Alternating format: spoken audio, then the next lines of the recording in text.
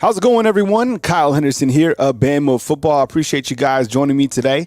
It's Monday, November 13th, coming to you from beautiful Tuscaloosa, Alabama. Got a show lined up for you today that I hope you guys are excited about. We also have Nick Saban's press conference today at 12 p.m. And if you can not make the live stream, you can always catch everything on the replay right here at Bama Football on YouTube. So hit the thumbs up, like, and subscribe. Let's look at Alabama's resume before we take the calls. But the call line is open, 205-850-1994. Right now, what you have with Alabama is this resume that I think is really impressive. And I think as we move forward, I think I'll build out more teams' resumes so we can kind of look head-to-head. Alabama currently ranked number 8 in the college football playoff rankings. The next update will be on Tuesday night, and we'll, of course, bring you that right here on Bama Football on YouTube. So when you look to Alabama's overall schedule, Alabama is straight rolling. 8-game win streak. 7-0 in SEC play. And that right there, that statistic really stands out to me because you look at the SEC and the overall quality of this team. And as you can see, I mean, by their key wins, I mean, it's impressive. Number 10, Ole Miss. I'm sure they're going to move down in the rankings. Now, these are the rankings based off, going into this. These were last Tuesday. So you had Ole Miss. I know they lost on the road to Georgia. Tough game playing, in my opinion, the number 1 team in the country. Beat Tennessee and beat LSU. Your key loss, everybody knows about that loss to Texas. And it's interesting to see where Texas is going to be ranked on Tuesday night because Texas has won their last 2 games by a combined score of 6 points. Overtime against Kansas State and then on the road against TCU by 3 points. Points per game. 33 points allowed per game, 18 second half type team, 175-77. I think that tells you about the overall scope of this team and the fact that they can make second half adjustments. That's credit to the coaching staff overall, right? When we look at the Alabama defense, they are the number 22nd defense in the country. That's pretty impressive to me, a top 25 type defense. And we all know that this team is built on defense. As you see, the last point is they do have a dominant defense. They do have, and here you go, the strength of schedule. I know you guys were having fun with that, but the strength of schedule is number 2 overall in the country, which is just absolutely, the number 1 team is actually Purdue. And then you have Milroe's recent play. And I think the thing with Jalen Milroe is he is that guy. He is up there among the top type players in college football. People are even starting to talk about him for a Heisman bid. Maybe not this year, but when you absolutely look to next year, absolutely. What's not to like about him? Now that he's continued to improve on his game, I mean, the guy has just been fantastic throughout the last, several games. He's the leader of the team. He's the playmaker. And he's the guy that can simply win Alabama football games, a lot of football games.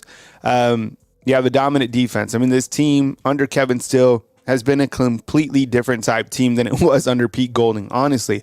I mean, fans were calling for it for a long time for there to be a new DC at Alabama, and now you have a new DC, and you look to the defensive adjustments that Alabama has continued to make throughout, the last, these 8 games, right? And it's really been amazing to watch as Alabama has been built on defense. And they, even in this last game against Kentucky, it was 49-21 or whatever. I mean, that last touchdown, it was a fumble on the 1-yard line. Christian Story, I cannot believe that they didn't review that because Christian Story certainly hit him and then scooped it, recovered it.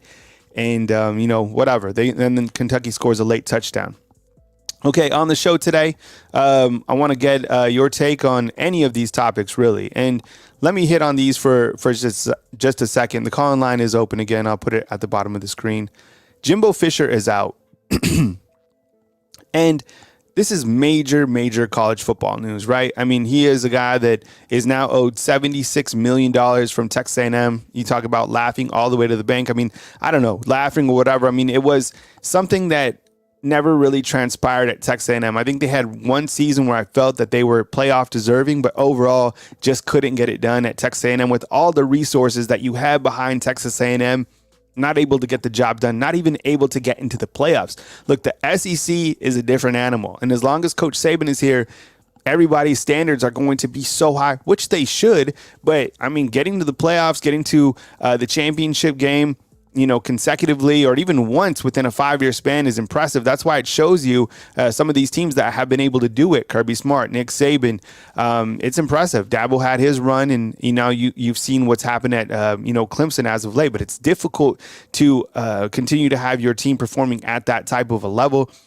We can talk early candidates. I know there's a bunch of names floating around. Whoever gets that job is clearly under a microscope. And you heard the athletic director for Texas A&M talking about we should be relevant again in the national scene.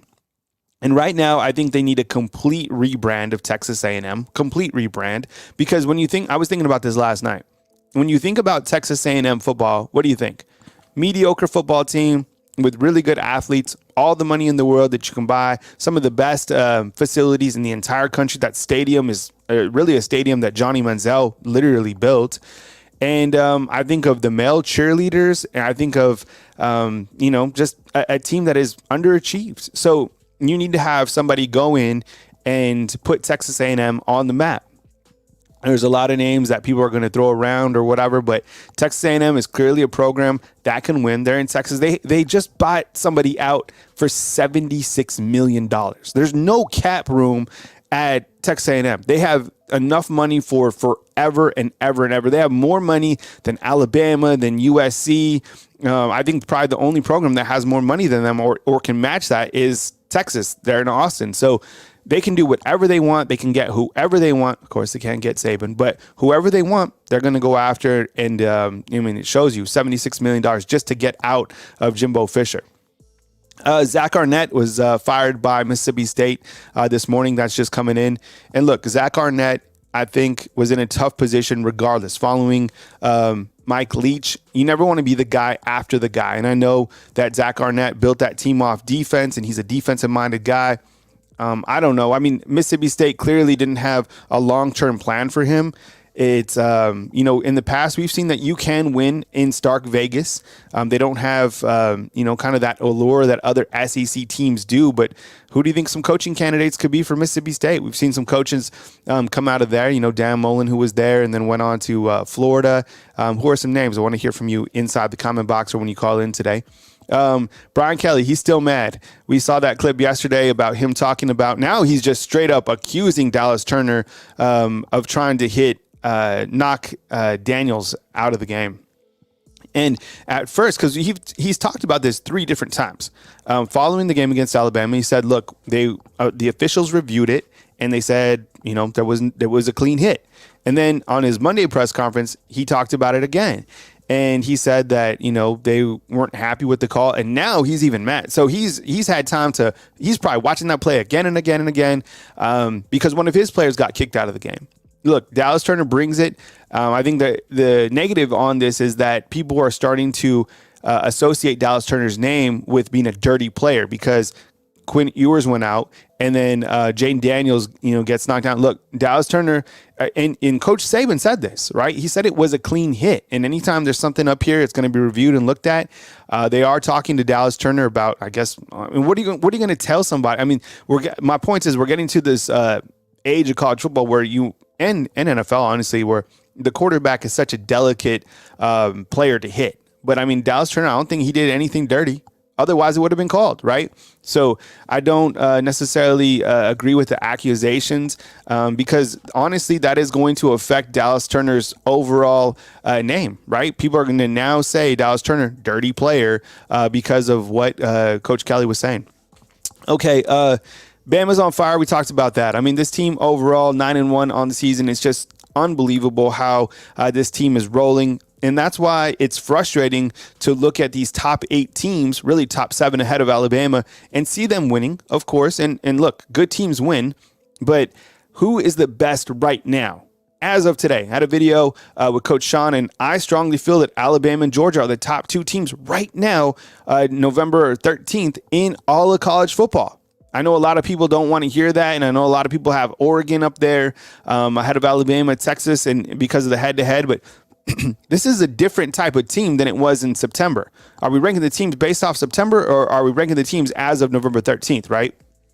UGA played a complete game against Ole Miss. The quarterback is really dynamic. They're doing it without Brock Bowers. Imagine when they got Brock Bowers back. I can't wait. You want to be able to play a team with their best player. We all know when Alabama's wide receivers didn't play in that game, how it affected Alabama 100%. As you know, Alabama clinched the SEC West, one of their goals. Really amazing to see that they've been able to do that, especially with the talent on the West. Bama's next 3 games. Let's talk about them. You have Chattanooga, a great opportunity for rat poison, and then you have Auburn, a huge game at Jordan-Hare Stadium. You know, Auburn coming off a really big win over Arkansas. Arkansas, you know, they're struggling. I get it. They're on a struggle bus. But that game's always going to be difficult. We know about the implications going on that could completely derail Alabama's hopes, dreams, and they want to do that because it's their Super Bowl every single year. Want to know something funny? I cover the games. I was turned down by Auburn's media, and I got my media credentials got rejected. So I can't go to the game. They said no. They're like, you are not an official media representative, so you can't go. So I'll be posted up at the crib watching with you. So, but the good news is I will be going to the SEC championship. So because I don't work for a big organization, I mean, YouTube is pretty big, right? Owned by Google, I think. I'm not like with Rivals or on 3 or ESPN. I'm independent. So a lot of people don't want to associate me as like a media individual. But as you can see, you know, I put in the work. I feel that my stuff is, you know, on a professional level, but whatever. That's all fine and dandy. Alabama's resume, we talked about that. The college football playoff rankings. Look, none of the top 8 lost. I really have a bone to pick with Oregon and Texas because I feel even Washington. Look, I mean, these teams have just not played the quality of schedule that Alabama has. Texas won their last 2 games by a combined 6 points. But I think that when you look to the committee, they love the Pac-12. And if these teams keep winning, they're already ahead of Alabama. So it's going to be tough for Alabama to leapfrog any of them unless Alabama is able to meet up with undefeated Georgia in the SEC championship game. With that said, where's Georgia going to be ranked on Tuesday night following their win over Missouri and Ole Miss? Those are 2 quality wins. I think those are better wins than Ohio State's 2 quality wins, Notre Dame and Penn State, 1,000,000%. Georgia should be number 1. If they want to, you know, I mean, you could even argue, I guess, now hear me say this about Florida State. You could even put Florida State at number 2. Whoever is, I just feel that Georgia should be that number 1 team based off what they have done these last 2 weeks without Brock Bowers. Okay. What else we got? Yeah, so kind of, you know, Georgia won, Michigan, Ohio State won. The Michigan coach who took over, I get it. After the game, you got a lot of emotions and stuff like that, but he acted like Jim Harbaugh died. I was like, man, look, you won a game. You just, you know, look, we handled our job, on to the next one, blah, blah, blah. But, man, he was super, super emotional. Oregon, Washington, they went out. Texas survives. Talked about that. Ranking the teams 1 through 4 right now. I want to get your take on that. Injury report for this team. And I'll take my calls after this. You have Ja'Cory Brooks. That has been the major storyline, one of them. And it's crazy because I think there's just other wide receivers that are performing at a higher level than him. But people are like, where is he? There's always that one player every single year. And Ja'Cory Brooks is now that player where everybody's like, where is he? How, you know, what's the status on him? I guess he's injured. Coach Saban said that has kind of contributed to this. Get this. This will make it more intriguing. Ja'Cory Brooks is only a junior. So is Malik Benson. He's only a junior. Those guys are going to come back. You also have 4 shining sophomore wide receivers. Manuel Henderson, he was back in action against Kentucky on special teams. You have Kobe Prentice, baller. Kendrick Law, baller. And I love the fact that they're starting to use Kendrick Law like Deebo Samuel for the 49ers. Love it. Put him in the backfield, whatever. Like, get him the football. And then you also have Isaiah Bond, who's a sophomore. We talked about all those sophomores. You also have Deontay Lawson. Looks like that ankle is still kind of bothering him. I would imagine that why play him against this game against Chattanooga, rat poison, whatever. You got to keep these guys healthy. Chaz Preston, smoking bud inside the comment box. I see that as well. Yeah, I mean, tons of guys coming back. And then you also have Jalen Key, who's out with the quad injury. That's why we saw some Christian Story in this last game. All right, let's get to the phone lines. I appreciate you guys watching this morning. Hit the thumbs up, like, subscribe. We got Coach Saban today. Starting at 11:30 today a.m., you will have Coach Nate Oates' press conference. And then right after that, it'll be Coach Saban. And then after that, we got a couple player interviews. So jam-packed day right here on Bama Football on YouTube. All right, phone lines are open, and we go to the first call of the day. We got Mike in Austin. Let's do it. Mike, what's up, man? I appreciate you calling in. Good morning. Good morning, Kyle. Thank you for having me again. Thank you for letting me call in. And I'm in a car right now traveling down Interstate 20, going from Austin back to my hometown in the Black Belt of Alabama. And I just passed the Independence Bowl right here off of I-20 in Shreveport. And the first thing that came to mind was the LSU Tigers. And Brian Kelly and LSU doesn't have far to drive to get to their bowl. So I'm happy about that. Hey, man, on that Texas A&M situation, here's my opinion on that. That is absolutely ridiculous. What I mean by that is just 2 or 3 years ago, just think about this. They signed a $100 million contract with Jimbo Fisher. 2 or 3 years later, they're letting this guy go. And the shame on Texas A&M for setting that kind of precedent. You know, for the next 7 years, they got to pay that dude $26,000 a day for the next 7 years. Oh my God. $26,000 a day. Shame on them and in their blind quest to keep up with Alabama. And if Jimbo Fisher had any kind of soul, he would give back most of that money just on the principle of it. But that is a sad state of affairs, in my opinion. And I don't know if Texas A&M had any sense, which I don't think they do, to be honest with you. But if they had any sense, they'd sign Lane Kiffin, and they would give him a performance-based contract, not $100 million bucks, but they ought to make these contracts based on performance. If you go to a bowl game, you get this much. If you go to the playoffs, you get this much. If you win the net championship, you get this much. Not $100 million like you did Jimbo Fisher. Shame on them, man. That's absolutely ridiculous in my opinion. Who do you like as coaching candidates? Let's get Texas A&M and even throw in, I guess, Mississippi State just to keep it kind of interesting. Even if you could think of, how about this, inside the comment box, post coaching candidates for Jimbo and for Mississippi State. I just want to see some names that people are throwing out. What you got, Mike? Well, my number one coaching candidate is Lane Kiffin. And the reason why is this, Kyle. He's maxed out at Ole Miss. Let's be honest. Ole Miss's ceiling is 10 wins. They don't have the facilities. They don't have the money. They don't have the NIL money. Their ceiling is 10 wins. He hit it. He's already hit it 2 or 3 times now. He's got to go to some place like Texas A&M that has the money, that has the facilities, that has the stadium. Texas A&M is probably one of the best football environments in the country. So I would put Lane Kiffin on my radar if I was Texas A&M, and honestly, I went down to see them get Lane Kiffin because, you know, Lane Kiffin, man, love him or hate the dude, he's come a long way in the past 5 or so years. Ever since that USC, that Tennessee debacle that played out, the dude has fessed up to his shortcomings. He's matured a lot as a human, and he admits what the problem was. This dude was, 20-something years old? Coach of the Oakland Raiders or something like that. That is over the top, man. So he was thrown into it, and he admits his football entitlement. He admits the mistakes he's made as being young and careless, and he's come a long way, man. And to me, for as far as the future's bright for Lane Kiffin. He's obviously an excellent football coach. His only 2 losses this year were Alabama and Georgia. Well, that's a given. So if Texas A&M had any sense, which honestly I'm starting to I think they don't, that then what happened, they would get Lane Kiffin and put him on some kind of performance-based contract because Lane Kiffin can win at Texas A&M. He can win it all at Texas A&M. And honestly, you can't do that at Ole Miss. So that would be my number one pick would be Lane Kiffin. I think when you look to Lane Kiffin to potential Texas A&M, number one, and I was listening to the athletic director's press conference last night. You can watch that on the Texas A&M official website.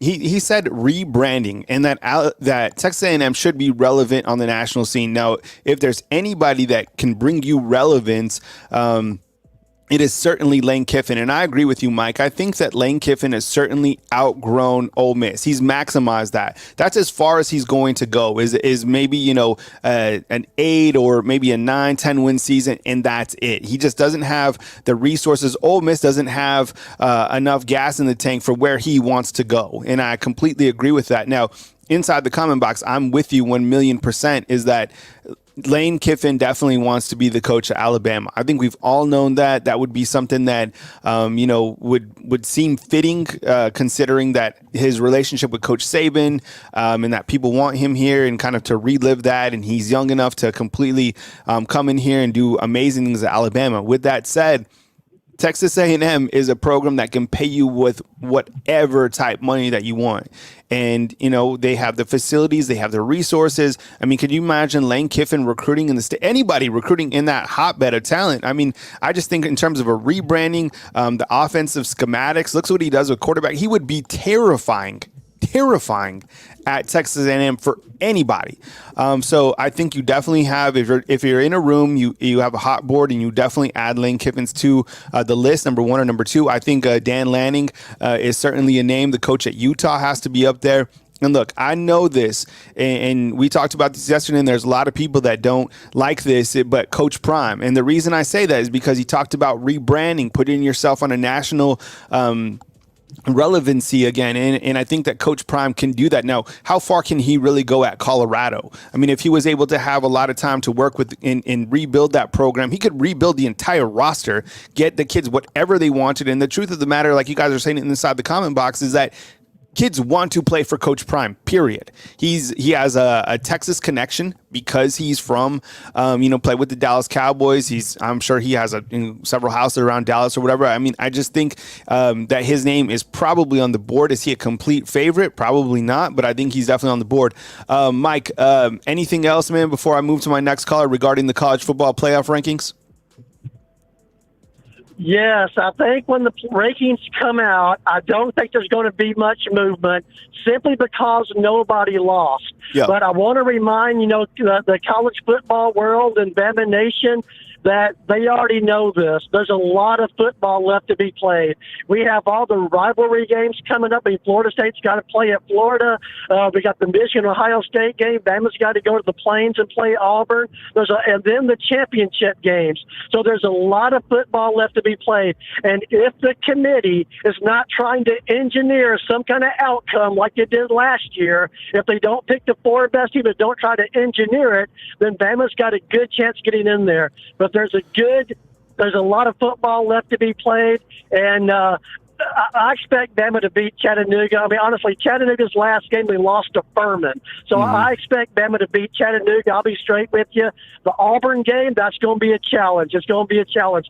I mean, Auburn's, they've been known to beat Alabama. Sure. And also their coach there, he's been known to beat Alabama, Hugh Freeze, and Auburn's getting better and better. So that's going to be a challenge, so one step at a time.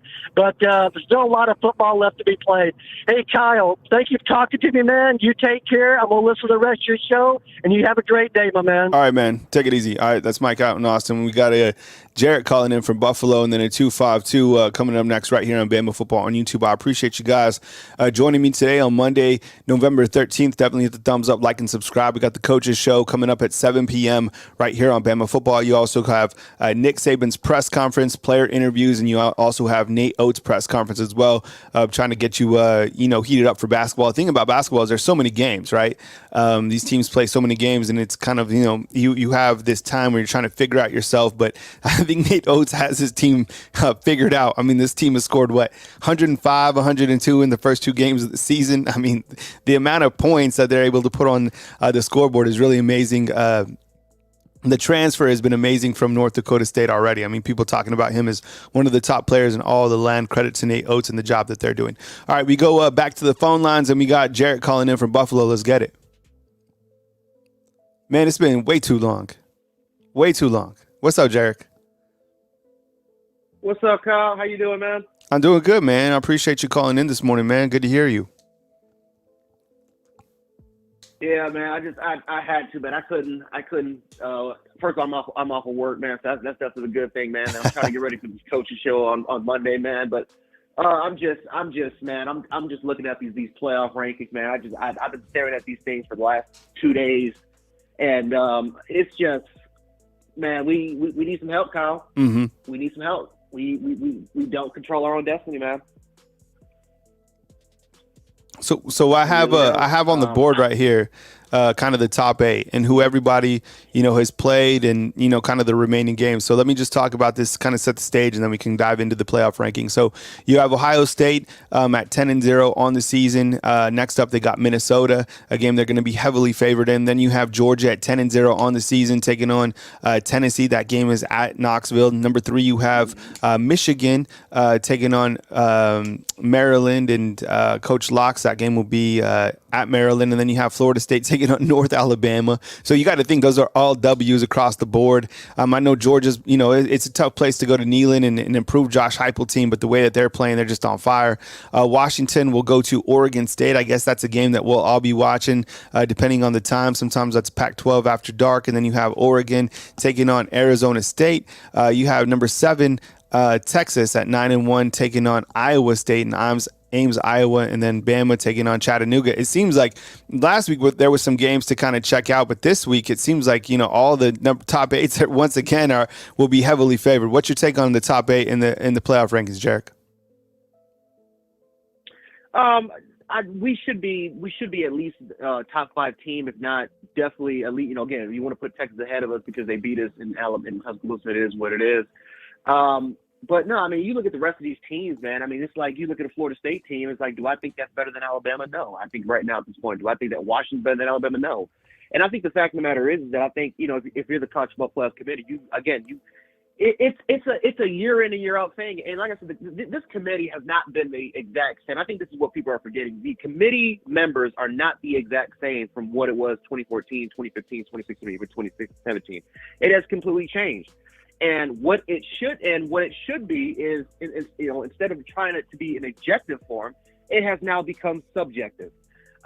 So that is the biggest concern. Again, you just listen. Again, when you list the committee members, the majority of it are Big Ten members. Mm-hmm. You have some Pac-12 members in there. Mm-hmm. You only have one SEC representative in there at all. So when you take a look at overall the Pac-12, look at it. Perfect example. You look at a team like Arizona, right? Mm-hmm. That's considered by a lot of people to be the most dangerous team in that conference. Well, the most dangerous team in that conference lost to a piss poor Mississippi State football team. Mm-hmm. That we beat the crap out of. Mm-hmm. But are they going to take that into consideration? Mm-hmm. No, they're not going to take that into consideration because they're going to take a look at Arizona's overall track record and how they were able to compete, how they had a bunch of one-loss score games, and how they were. And again, is that could benefit Washington, a perfect example, in the future. So overall wise, when you take a look at this whole the playoff rankings, we should be at least a top 6 team. Oregon should be at 7th because they've only played they played 2 ranked teams and they've only won against 1 ranked team, and which by the way Utah, when they played them, was on their 3rd string quarterback. Yeah. So I don't know. I don't know. This playoff committee is unpredictable because what in 2017 when we got in, they used that Florida. the reason why we got in was because they used Florida State, right? They used that Florida State game as, okay, they played a top 3 team at that particular moment.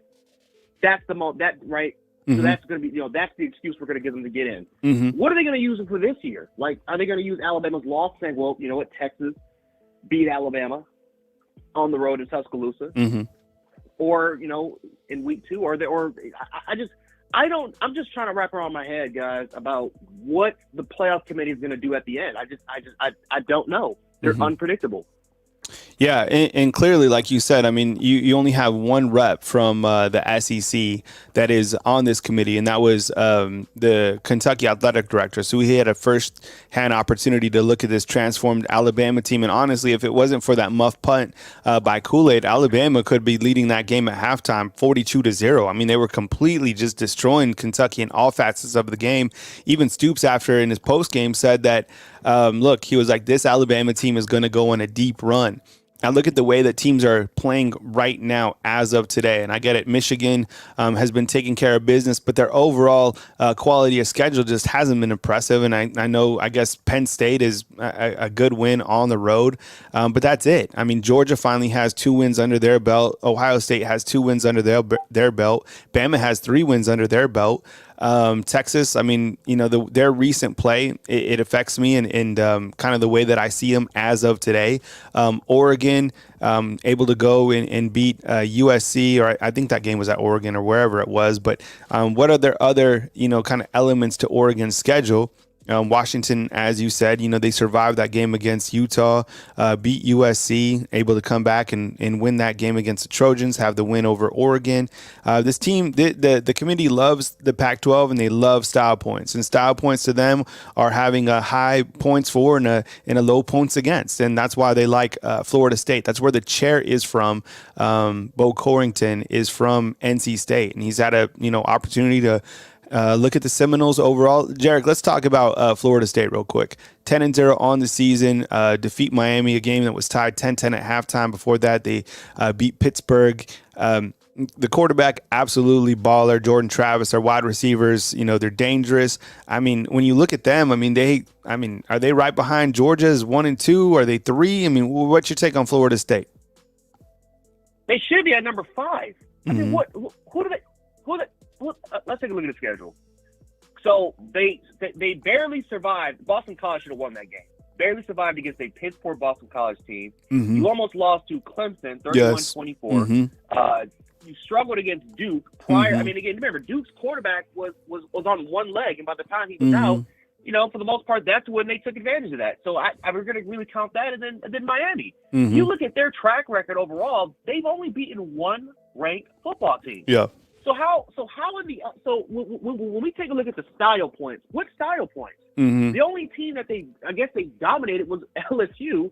And remember, LSU had 3 missed opportunities for touchdowns in the second half. Remember, they had 2 drop touchdowns with Jaden Daniels. Mm-hmm. So, how can we sit up here and say that Florida State is right behind the elite of Georgia, of Michigan, or of Ohio State when they haven't done anything? That's why when the committee keeps saying we like Florida State's resume above a lot of these other teams, they have some of the best resumes. What resume? Mm-hmm. What are you talking about? Mm-hmm. What are you talking about? Mm-hmm. Yeah, no, I literally watched the Boston College game and I watched the Clemson game and I also watched the LSU game. I've seen Florida State a bunch of times. Look, the Florida State game and the opener, look, that was a good win. But I mean, again, they should have lost against Clemson. The kicker, the field goal, he missed a kick to win the game. Boston College, they should have lost that game as well. They were tied 10-10 against Miami, able to gut that out. You look at the back end of their schedule, Northern Alabama, then at Florida and the Swamp, and then you take on probably Louisville, I guess, in the ACC championship. I mean, when you, just like you said in your opener, Jarek, Alabama 1,000,000% needs help. So the good news is Ohio State and Michigan are going to play each other. Washington and Oregon are going to play each other. You got to hope that, and then Texas is going to play who's now second in the Big 12. Post inside the comment box, because Oklahoma State just got completely embarrassed by Central Florida. It's still them. Right, it's still Oklahoma State. It's still them. Oh my goodness! Yep. So because they beat Oklahoma. Oh my God, that's crazy. And then you have, Bama, the way that they have to finish out, going to Auburn and then taking on, Georgia, who I would imagine would be the number 1 team. But, a lot will depend on Tuesday night. What else, Jarek? Hit me up on your overall take before I move to my next caller on Jimbo Fisher out at A&M and, who you would think as a coaching candidate. Oh, well, this is completely their fault. This is completely their fault for A&M. They absolutely deserve this. They hired Kevin Sumlin 2.0. They thought that Jimbo Fisher was going to be the next guy, but they did not see that the writing was on the wall for them, especially when Jimbo Fisher left that program, left Florida State in shambles before he left. So this is completely their fault. I do believe that for the most part, they, again, $100 million, they got to pay them $75 or $76 million in guarantees. That is absolutely ridiculous, but it is what it is. They absolutely deserve that. They tried to gamble and try to get a former big dog, a guy that was way past his time. Again, they did not see that he literally almost ruined Florida State. No, he did ruin Florida State's program for 4 years. It took them 4 years in order for them to try to rebound and to try to get back into form. Mm-hmm. And so that, again, it's completely Jimbo's fault for that matter, but they decided to go ahead and hire him and pretty much hire Kevin Sumlin 2.0. Now, I will say this. He did show that Texas A&M can recruit at a high level, right? He showed that they can do it at the highest level. Remember, they still have the greatest recruiting class in history, but the results in the field did not show itself. They became a mediocre football team. They missed a bowl game last year, and that's funny because I actually predicted they were going to go 6-6. A&M fans got on me and cussed at me all on Twitter. All of a sudden, they actually exceeded my expectations, so they ended up going 5-7. So it is what it is on that aspect. But as far as coaching candidates, as far as they can get, they can try to get a Gus Malzahn, maybe someone that can try to fix up the offense. Deion Sanders, Deion Sanders would. You know, and it's funny because Winston Watkins, he decommitted for Colorado because he said, I'm not sure if he's going to stay there. Like, it wasn't because he disliked Prime enough that he said, I'm just not sure if he's going to be there by the time I even get there. And that's true because, again, he's talked about how he wanted to bring back HBCU football and how he wanted to stay there for the long run. He was there for 2 years, and then he bounced and tried to get a better position. So who's to say if A&M say, hey, Deion, we'll offer you 50, 60, or 70, 80 million dollars, maybe even $100 million in guarantees and incentives, and especially because of the type of revenue and the type of audience he brings from worldwide. I mean, that would be a perfect fit for Deion Sanders to go there. So who's to say that he's not going to go there for the long run? So I think he could be an option. I see a Glenn Schumann from Georgia as far as trying to bring back that defensive attitude back. Glenn Schumann's one of the best young coordinators in the country. He could potentially go there. Maybe a Dan Lanning from Oregon could go there. The head coach from Duke, who used to coach at A&M, he could potentially kind of come back and do that as well. I wouldn't be surprised if they stay in the SEC and they try to go ahead and try to get a Mark Stoops. One of the better coaches in the SEC, has less talent and less things to work with. I wouldn't be surprised if they, listen, let's try to get somebody that can operate a football program, a dead football program in Kentucky. Let's try to get them there. So, there's some guys. Obviously, they have a person in mind because you would not fire your coach especially when you're 6-4. You would not fire your coach unless you had a candidate in mind. So they have somebody that they're trying to get, that they're going to offer a lot of money to. But those are just some of the guys I get. But overall wise, and this is one thing I'll just say, the fact that their athletic director came out and said that we want to try to get back to what we used to be, what? Because the last time that A&M had a decent run was 91 through 94 with R.C. Slocum. That's the last time. It was a 4-year run. I mean, like I said, they were decent in the 80s, pretty much a 500, an above average 500 football team. But they had a run through 91, 94 where they were really, really good. But that's it. The last time that A&M was consistent was 1939 when they won a national championship through 41. The 12th man year. Saying that we need to get this team back to greatness. It's ridiculous. So, again, A&M, they're trying to be what Alabama and Georgia is, and they have the resources to be a top 10 program, so I can understand their impatience. But don't sit up here and lie to the public and sit up here and say, hey, we're trying to get back to what we used to. Because I'm telling you, that's definitely well over 30 years ago, and that was literally a 4-year span where they were consistent as a football program. Oh.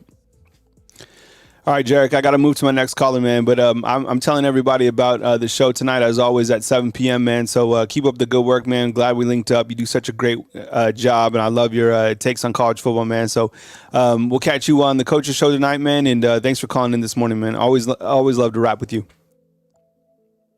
Yep, thank you, guys. Make sure to catch us at the Coaches Show. All right, man. See you, Jarek. All right, yep. All right, that was Jarrett calling in. We got a 252, a 334, and an 850 coming up next on Bama Football on YouTube. I appreciate you. What's up, D1 Royal? I see you inside the comment box. Robert Hill, what's up, man? I see you as well. Thanks for joining the show. 144 on. If you guys could hit the thumbs up, I really appreciate it. If you guys want to become a fan funder of this YouTube channel as low as $2.99 a month, just hit the join button. It's up by the subscribe button if you're on your desktop. And then you also can go up to the, if you're on your phone, just go up on the homepage and hit the join button. It's like a large hyperlink. I appreciate you guys joining again. Let's go right back to the phone lines. And we got a 252. Let's do it right now. I appreciate you being patient. You're on the line with Kyle Henderson. Who am I on the line with and where are you calling in from? Hey, what you say, Kyle? This is Felix from beautiful Currituck County, North Carolina, by way of the Rocket City, Huntsville, Alabama. Just wanted to say I love your show, love your content. Really love the coaches show on Monday nights. Love hearing those guys chop it up. I'm a high school football coach myself, so really like kind of getting into the X's and O's and all that good stuff. So really enjoy your stuff. Yeah, I appreciate it. I think the last time I went up to Huntsville, I mean, it's amazing how much growth that city has had. I mean, it's amazing. The downtown, the food, it was really amazing. Had a good time up there this summer. Just really beautiful city. And it's just looks like a really great place to live, by the way. I appreciate you calling in, Felix, and I appreciate the support with the Coaches Show and with our show right here. So with that said, man, welcome to the show. Take it away. Yeah, so just wanted to say a couple things. So one thing as far as Alabama football is concerned, that Bama can only control what they can control, right? So in the end, we still got to take care of business, right? Got to take care of Chattanooga this week. Got that tricky game down at where I call the ugliest little village on the plains down in Auburn in a couple weeks. And then, you got big bad Georgia, which is, they are the mirror image of Alabama, they are our, evil twin, so to speak. Right. So a lot of things that we have to take care of on our end to put ourselves in position, first off. So I'll say that. But then at the same time, I do have some real concerns about this committee. And I'll tell you why. And I've had this argument with folks for a long time about college football. So many folks want to make college football be like the NFL, right? They want to reward conference champions, right? They want to reward division winners like the NFL. Well, college football is not the NFL. The NFL has a draft, it has salary cap, it has all this stuff. The conferences are not created equal. Right. And so I feel like this committee over the years has kind of morphed into less of a best four teams evaluation of the teams and more into a most deserving, which is, more the NFL model. Right. And I think, I do think that there is some SEC fatigue as well that's playing in here because, I mean, there's no way that you can look at Alabama's resume against Washington or Oregon and say that Washington and Oregon have better resume than Alabama, right? It's just not a factual statement. And the thing that concerns me is that Oregon lost to Washington weeks after Alabama lost to Texas, right? And Oregon barely dropped. Right. So they left them there. I have concerns that the Ohio State Michigan loser might not drop out of the top four. Right. Because you look how they're overvaluing Penn State. Right. Penn State's going to still stay in the top 10. Watch. And so, they're overvaluing some of these other teams, conferences, the Pac-12, the Big Ten, which is at the expense of Alabama. And what the committee is doing right now is, I think someone said it earlier, they value Oregon over Texas, right? And there's an argument to be made there, right? You value Oregon over Texas because they both have one loss, and Texas's loss is to a 2-loss Oklahoma team, right? That also lost recently to Oklahoma State. They got blasted, over the weekend. So, if you're kind of weighing Oregon and Texas side by side, their losses, Oregon has probably a better loss than Texas has lost. Texas has a better win by far than Oregon.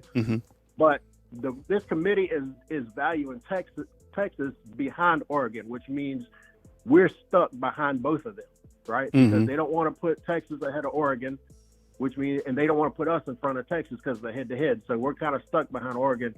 And it's really kind of baffling to me how, Oregon didn't, Oregon lost weeks after Alabama did, and it really barely dropped at all, And I think you bring up a great point too, Felix, is the fact that I mean, we really haven't even talked about this, but I think this is 1,000,000% could happen, is let's say Ohio State and Michigan, they certainly went out.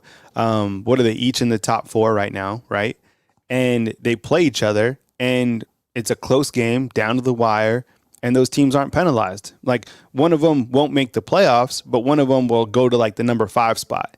And like you just pointed out, the Washington and Oregon game, it didn't move Oregon anywhere. It kept Oregon above Alabama, even though they lost later in the season, right? So when you look to Oregon and Washington, that kind of tells you how the committee is looking. So, I mean, could the writing already be on the wall? And the reason we're questioning that is because Georgia is now number 2 behind Ohio State, right? So if Michigan's able to beat the number 1 and they're at the 3 spot, or vice versa, whatever, where is Ohio State or Michigan going to fall? That's why, I mean, you got to just hope for Georgia to somehow leapfrog Ohio State, and for Alabama to beat Georgia, the 2-time defending champ, playing at a really high level down the back end, and to beat Georgia in the state of Georgia, 45 minutes out of Athens in Atlanta, and kind of see where the chips fall. I just think that the SEC champ, and if Alabama is able to beat an undefeated Georgia team, that is going to put some major pressure on the committee to not leave Alabama out, considering how they started and how they ended the regular season. It's all rat poison because you got to get through Auburn, of course, and Chattanooga, but still, it's worth talking about right now. Yeah, for sure. And, the other thing I'll bring up, too, as far as the committee is concerned, and to me, it's really kind of a dark side of major college football, in that, so much of it is ratings based, right? Yep. And with this committee, I feel like this committee is doing, in some ways, it's kind of keeping that viewership interest going as long as they can, in the West Coast and in the Northeast and the Midwest, when, I think we all know the best teams reside in the Southeast. I mean, that's been the case. I mean, you look at the Southeastern Conference, how many teams from the Southeastern Conference have won the national title in the last 25 years? I mean, it's been 6 different schools, have from the same conference have won national titles in recent memory, right? So, it's no other conference can come close to that, right? So I feel like, that, Alabama's being punished a little bit from being from the SEC.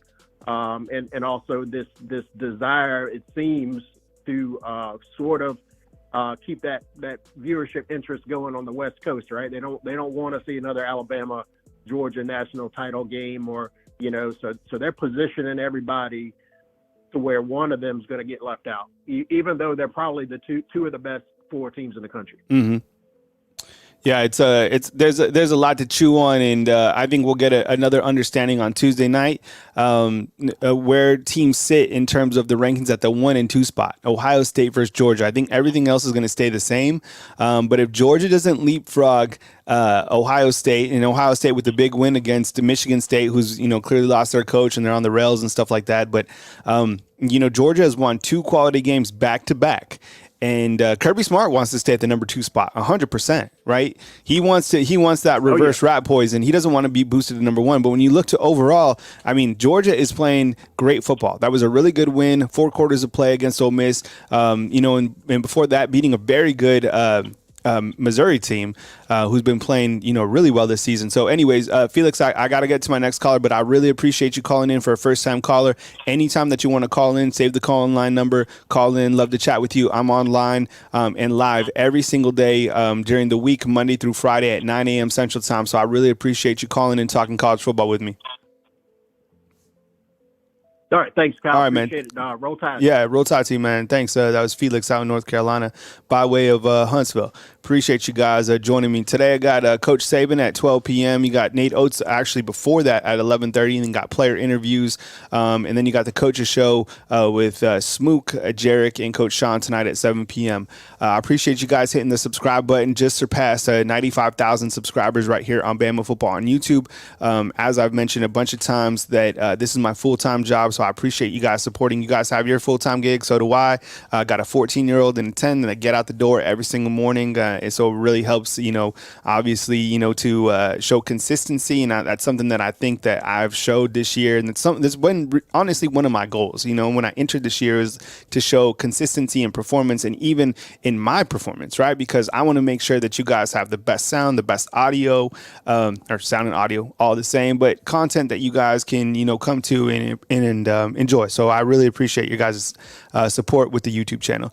This will be probably my last call before I get ready, because I got to go to the university and set up and get ready for all that stuff. But let's see how it goes, and then we'll take it from there. But we got the 850, so we will just hang tight in the call queue, and let's get the 850 in. Yeah, I appreciate you calling. You're on the line with Kyle Henderson. Who am I on the line with, and where are you calling in from? What's up, Kyle? This is Raphael from Florida, Bama. Hey, what's up, Raphael? I appreciate you calling in, man. Yeah, happy Monday, man. Thanks for being here, man. What's on your mind? Welcome to the show. For sure, man. I just wanted to come in, and I appreciate you as always. I always enjoy the show. I just wanted to say, man, we kind of know the committee is biased against us, so I don't think we really have to key on that too much. I think it's kind of like a pig trap. They lead you into certain situations, and we control our destiny up to a certain point. You know what I mean? I think, they knew, I think they doubted us in the beginning, but either way, they already had a trap leading us into playing Georgia anyway. And that's how we figure out our way. And even if we get left out, I mean, we kind of control that. You know what I mean? They're not going to really have a choice but to see a SEC team and, the CFP. If we beat Georgia, it's a lot better win than what our loss was, Yes. So, the Texas loss, it was early, but it was a learning curve, and we allowed it to happen. You know what I mean? Two new coaches, offensive coordinator and a defensive coordinator. They had to go in and really learn how to utilize their weapons. Even though they had all summer to do it, it's still a very fresh team. So we're in a situation where we kind of put ourselves in, but we also showed our strength. You know what I mean? Ultimately, what the committee wants to see is more diversity when it comes to teams. They're tired of the SEC winning. You know what I mean? Because, I guess we sell the best ticket. So, that's what it really comes down to, if I could say so myself. Yeah, and to kind of add on to that, Raphael, is the fact that if Alabama was able to beat Georgia in the SEC title, regardless of where Georgia's at, they're either going to be one or two if they win out, is that you add that to this resume that we're looking at, right? You have the SEC champ, you have the SEC West champ. Alabama at that point, get this, if they win their next 3 games, they'll end the regular season with an 11-game winning streak. And they will be 9-0 against SEC teams. They'll have a top 5 win, which will be against Georgia. And then you can stack that on to the fact that they beat Ole Miss, Tennessee, LSU, and their loss at the time was to a top 10 Texas. And I'm sure, Texas is still going to be top 10 at that point. So, yeah, I think when, you kind of look at the resume overall, and we're talking rat poison here because Alabama, just like Coach Saban said, I mean, Miss Terry was talking about Auburn even before this Kentucky game. He's like, whoa, slow down. We got Kentucky. Coach Saban, today would probably be a day, I bet you, if Saban goes off anytime at a press conference, because he's been really mild-mannered this year because he's been coaching up the team, but this week will be a time to light a fire under their ass, right? So you kind of look to Monday, he's kind of a little bit more subdued, but on Wednesday after practice, when people are asking him about Dylan Lonergan getting playing time against Chattanooga, that'll be the time to send a message back to his team and be like, look, you have to be able to focus and on the team that is coming to Alabama. And remember when, who was it? There was a team that came in was it like, help me out, a couple years ago before this Auburn game, they came in and the score was tied like, it was like 13-10 Bama at the halftime break. Remember, it was a team that ran the triple option. Who was it a couple years ago? Sound off in the comment box. I don't know why it's escaping my mind. I'm doing a million things right now, but it was one of the teams before Auburn, and Coach Saban was completely pissed off, right, about the team not having kind of that attention to detail and then having to get things turned around before that Auburn game. But whatever the case, I mean, this is a rat poison game. This is a trap game. Was it Georgia Southern? No, I don't think it was Georgia Southern. It was another team that came in, and no, it wasn't Middle Tennessee. It was like 3 or 4 years ago, and it was only like 13-10. They ran the triple option. I don't know. No, that was Southern Miss. No, it wasn't. No, because it was right before. No, yes, it was Citadel. Thank you. Oh my goodness, I couldn't think of it. Was it Yes, it was the Citadel. So the Citadel came in. Colby, thanks, man. So the Citadel came in. It was this week. It was this very weak team, and they were running the triple option. And I mean, you don't prepare for the triple option at all. Ever. Right. And these guys were like, running the triple option. They were keeping the time of possession, and the score was like 13-10 or something like that. And Coach Saban about lost his mind. His eye has been red. I guess like a vein popped in it, and they said it was because he's yelling. So stress. Yeah, stress. I get it. Everyone's stressed out at this time of year. It's getting dark over here at like 3 p.m. Hopefully Saban gets, that taken care of. He'll be fine. But I think it's good for Alabama because he's been coaching them a little bit more. All right, Raphael, make a final point, man, before we move on to my next caller. Oh, final point. I think it's gonna be in the hands of the defense. Our offense. I'm speaking towards the Georgia game, not really Auburn. If we play our game right, we should go in there, do Auburn really nasty. And I hope that we don't go in there and substitute quarterbacks like we did on the Kentucky game. I think we should have shown that we could have beat Kentucky by damn 70 or something like that. I was disappointed, but I understand that there was a lot of heat going on with Kentucky, and Nick Saban didn't really want to play Milroe in the fourth quarter, which I'd rather take, a lesser win over, losing him as a quarterback. But really, Georgia is counting on our defense to be lackluster. Man, I want to keep a person out that makes mistakes, and I'm praying that our defense does its thing. The one person on our defense, we always have one person.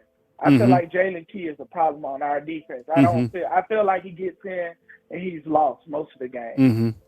So we have to execute at Georgia. Everything points to Georgia. It could be, it's not going to be our last game. You know what I mean? We still going to have a bowl game. I think they have us playing against Oregon or somebody like that. So, man, I don't know. I'm just praying that we go knock off Auburn really quickly and prepare really well for Georgia, man. We're going to have to double up on Brock Bowers. And McConkey is not good as people make him, but they leave him open, because it's route running. You know what I mean? So we got a lot more talent than Georgia does. We out-recruited them. We have more 5-stars and 4-stars than Georgia. So I'm hoping, Tommy Reed's play calling is on point. And, man, really that's it. When it comes to the CFP, everything's set in motion, man. We have to go and beat Georgia, and that's the only route to CFP. Other than that, even though Texas is going to win out the rest of that schedule, I'm not really counting on anybody else to lose. If somebody else does lose, then great. You know what I mean? Even if Georgia loses, I don't think that's really going to bother us at all. But, we're deadlocked, man. We're not in control of our own destiny. And I think at this point we all know that.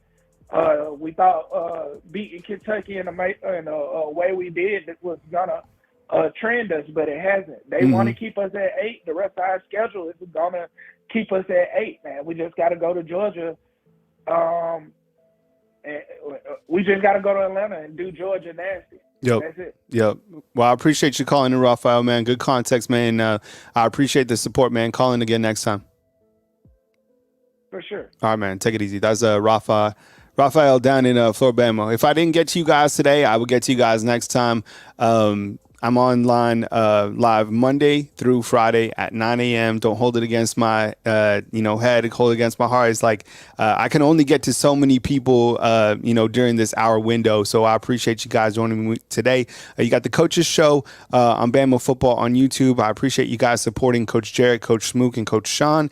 We got Coach Saban today. You got player interviews. You got Nate Oates. Keep hitting that subscribe button and look for more content right here on Bama Football on YouTube. David, I'll get you next time, man. But I appreciate you guys joining the show today. Coming to you from beautiful Tuscaloosa, Alabama, Kyle Henderson, Bama Football on YouTube.